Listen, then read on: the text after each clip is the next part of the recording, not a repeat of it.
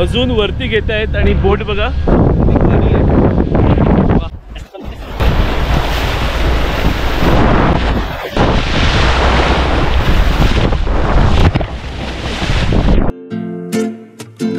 वसईतील बावखलांवरील रहाटाप्रमाणे कोकणामध्ये पायावर चालणारा रहाट अस्तित्वात होता।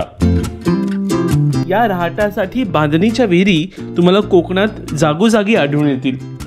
त्यापैकीच ही एक विहीर। विहिरीचे मालक उदय काका आपल्या सोबत आहेत आणि ते थोडक्यात त्यांच्या विहिरीविषयी माहिती देतील। किती वर्षापासूनची विहीर आहे? जवळजवळ 100 वर्ष। 100 वर्ष। आणि तुम्ही याच्याविषयी काहीतरी म्हणत होतात? हा, जे हे आहे ना, पूर्वी कसं रहाट होता, पायाचा रहाट, आणि त्याच्यामधून ते चक्र होतं, चक्राला असे डबे बांधलेले असायचे। ओके। त्याच्यामधून ते अशी साखळी असायची दोरीची, आणि दोरीच्या साखळीने आतमध्ये जाऊन तो भरून वरती यायचा। वरती आल्यानंतर त्याच्यात पडायचं, म्हणजे या हौदात पडायचं। हौदात। आणि मग इथून पाणी मग नंतर सगळी निघायचं। सप्लाय व्हायचं या ठिकाणावर। हो हो, असे ते दगडी आहेत ना, जांभे दगड, त्यांनाच असं पंधळ केलेली। ओके। असे मार्ग केलेला, प्रत्येक झाडांना दिलं जायचं। आता हा राट नंतर बांधला? हा नाही, तो पूर्वीपासूनच होता। हँड राहत आहे, हाताने ओढायचा। हा बागायतीसाठी आणि हा घरगुती वापरासाठी।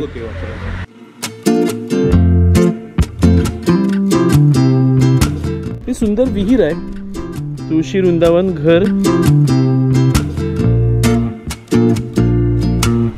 हा सुंदर रस्ता आहे, हा सरळ जाऊन मग डावीकडे वळल्यावर तुम्ही इतर ठिकाणी सुद्धा जाऊ शकता। तर वृंदावनच्या पुढे तुम्हाला वेगवेगळ्या स्पोर्ट्स ॲक्टिव्हिटी करायला मिळतील, आम्ही सुद्धा करतोय।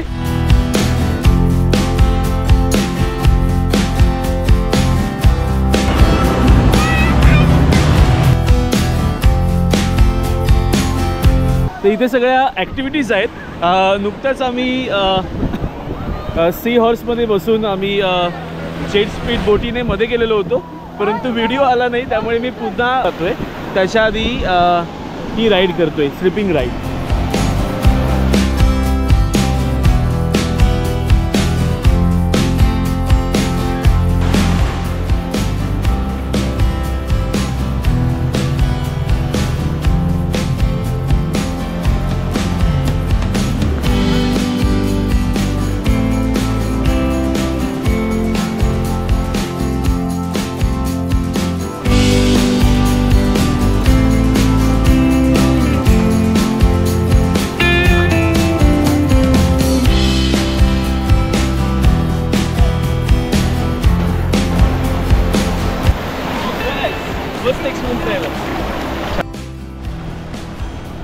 तर आम्ही जातोय डॉल्फिन सफारी सोबत पॅरासेलिंग करण्यासाठी।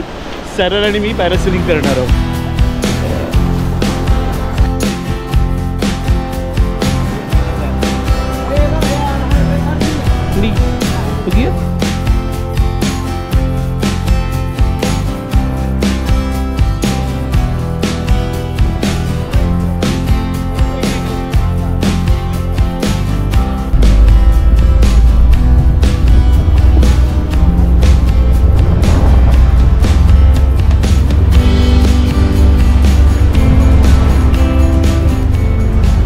खूप मजा येते।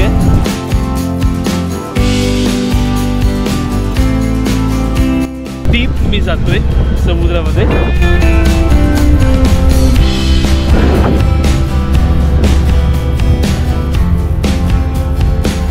आणि एक वेगळा एक्सपिरियन्स येतोय समुद्रावर तरंगणं कसं असतं हे मी अनुभवतो। अजून वरती घेत आहेत आणि बोट बघा, खूप मजा आहे।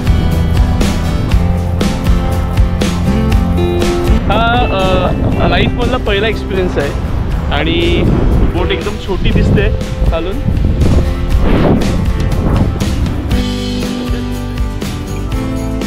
आता पाण्यात जातोय, पाहूया पाण्यात काय मजा येते। यस,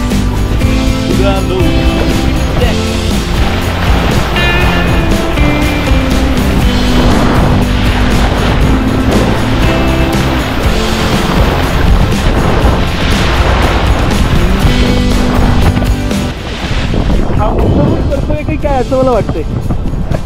ओके, पुन्हा लँड होतो.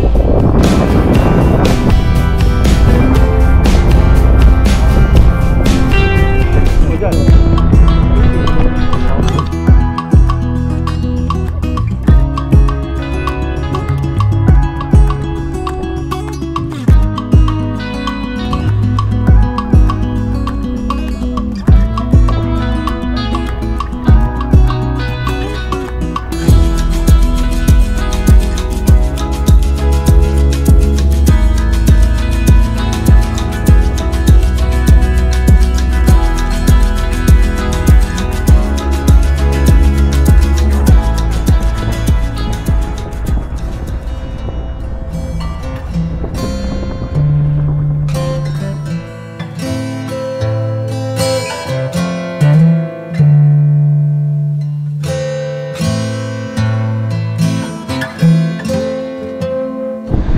पॅरासेलिंगचा एक्सपिरियन्स खूप भारी होता आणि सगळे राईड्स आणि आम्ही अनुभवले. बनाना राईडच्या ऐवजी आम्ही स्पीड बोटची राईड एक्स्ट्रा घेतली.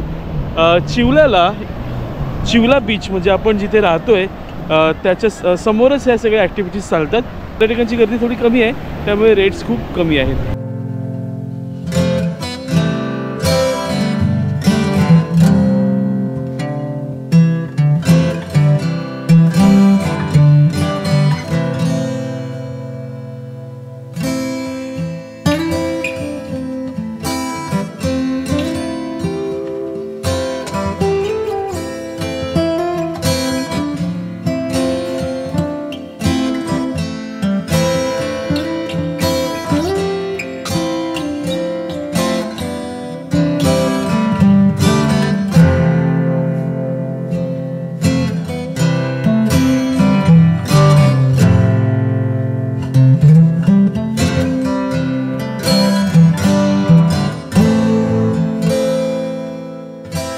मागे आहे देवबागचा सुनामी आयलंड आणि इथे सध्या स्पोर्ट्स ॲक्टिव्हिटी बंद आहेत, कारण माहीत नाही, परंतु खूप सुंदर असा हा आयलंड आहे.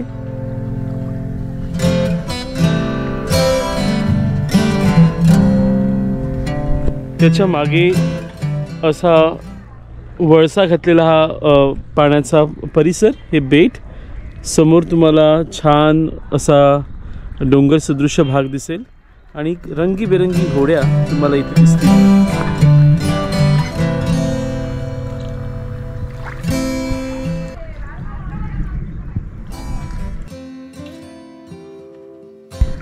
आभाळ वाजत आहे, ढग गोळा झालेले आहेत आणि या निळाशार आकाशाचं प्रतिबिंब या पाण्यावर पडलेलं आहे.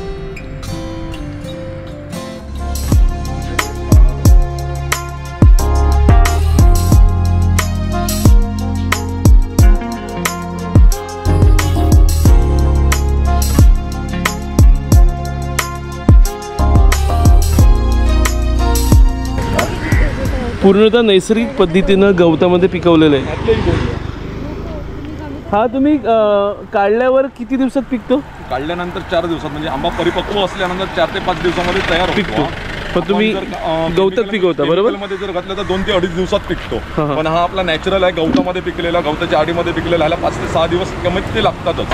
आंब्याला केमिकल मधला किंवा कार्बाईड मधल्या आंब्याला स्मेल येईल, चांगला शाईन दिसेल, पण तो परिपक्व नसतो. आतमध्ये त्याच्यामध्ये काळं असतं. पण हे गवताच्या आडीमध्ये पिकलेले आंबे पूर्णतः 100% कॅपेबल आणि खाण्यासाठी योग्य असतात.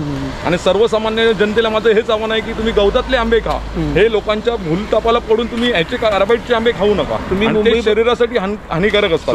हे आपले पूर्णतः डोंगरात पिकलेले आणि डोंगरातील आंबे आणि गवतात पिकलेले आंबे आहेत. तुम्ही मुंबईला सप्लाय करता का? मुंबईला सप्लाय करतो, पण ते सिजनेबल आणि त्याच्यामध्ये तुम्हाला हे पाहिजे, म्हणजे क्वांटिटी जास्त पाहिजे.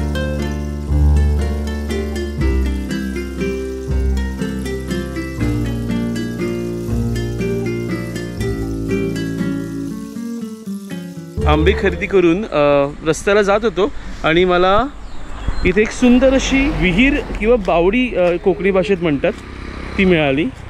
एक सुंदर छान अशी बावडी आहे, दगडाने बांधलेली आणि जमिनीलगत छोटीशी, आणि आजूबाजूला काजूची झाडं आहेत.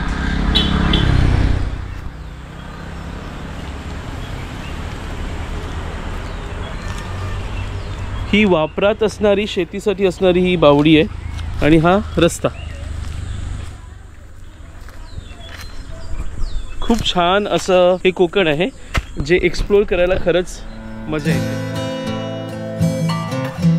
मालवण जवळील या गावात तुम्हाला खूप जुनी पिठाची गिरणी आढळेल।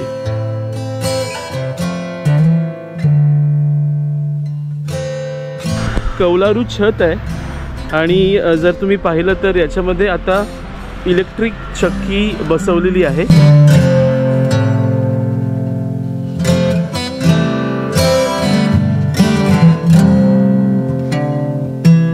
जांबे दगडाच्या चौकोनी खांबावर सागवान वासे आणि त्यावर कौलं आणि या कौलांवर आम्र वृक्षांची सावली। किती सुंदर चित्र आहे ना हे। या गिरणीच्या बाजूलाच असणारं कौलारू घर आपलं ध्यान आकर्षून घेतं। लाल मातीचं अंगण, समोर तुळशी वृंदावन, सभोवताली आंबे फणसाची झाडं आणि त्यामध्ये असणारं हे कौलारू घर। कोकणातील ही कौलारू घरं कौलाखालील सागवान वासे व त्यावर असणारी नक्षीदार जाळींची रचना घराला अधिक सुंदर बनवतात। ओट्यावरील नक्षीदार जाळ्यांची रेलिंग त्या काळातील घराची श्रीमंती दर्शवते। आजही कोकणातील ही घरे सुखी जीवन जगण्याचा मूलमंत्र देतात।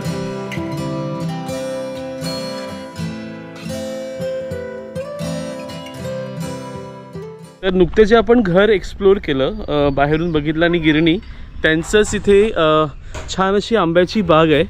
आंबे आणि त्याच्यानंतर जांभळं, काजू, नारळाची ही सुंदर बाग आणि याच्या त्याच घराच्या मागे सुहासिनी गेस्ट हाऊस म्हणून एक सुंदर असं नॉन AC रूम आहेत ज्याची किंमत 1500 ते 1800च्या आसपास आहे।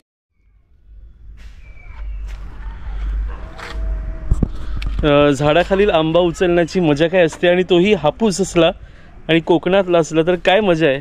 हा अनुभव वेगळाच आहे, आनंद वेगळाच आहे। हा आंबा सापडलेला आहे, नक्कीच आता तो फस्त करणार।